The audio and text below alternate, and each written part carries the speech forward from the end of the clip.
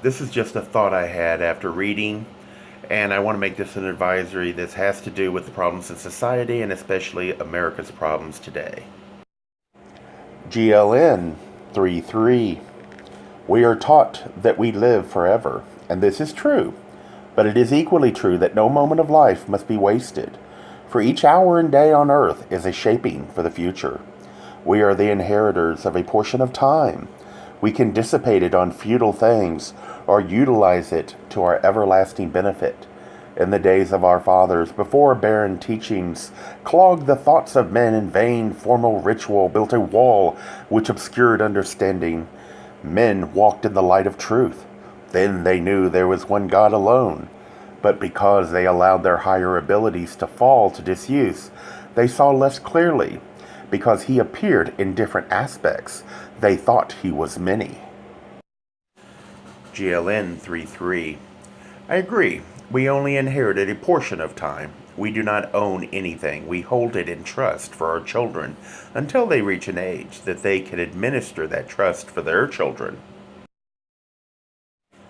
For me, my generation of the 1960s, we have badly mismanaged that trust, misusing our children's inheritance, claiming it is for their future, when in fact it is to make life easy for us, while leaving future generations the bill.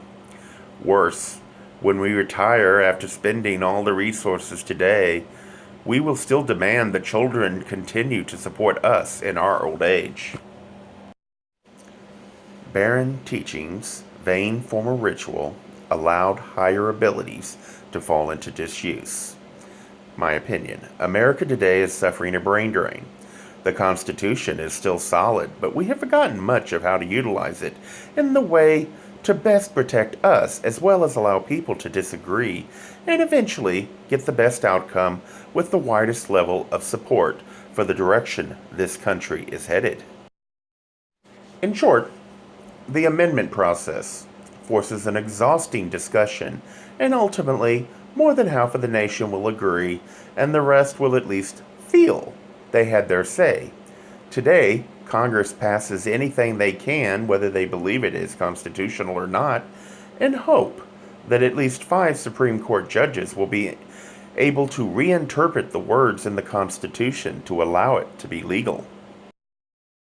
That is a huge difference from 66 to 75% of the nation to just one president, 218 House members, 51 senators, and 5 Supreme Court judges. In short, today it takes 270 people to fundamentally change the Constitution's intentions.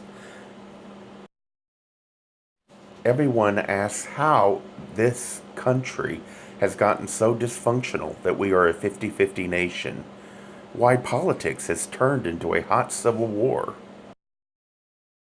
When one election, one mistake can fundamentally change how we live our lives, that can in effect give or take away our right to do anything from birth to death and anything in between, then every 4 years it is no wonder we are in crisis or panic, because one mistake could cost us everything.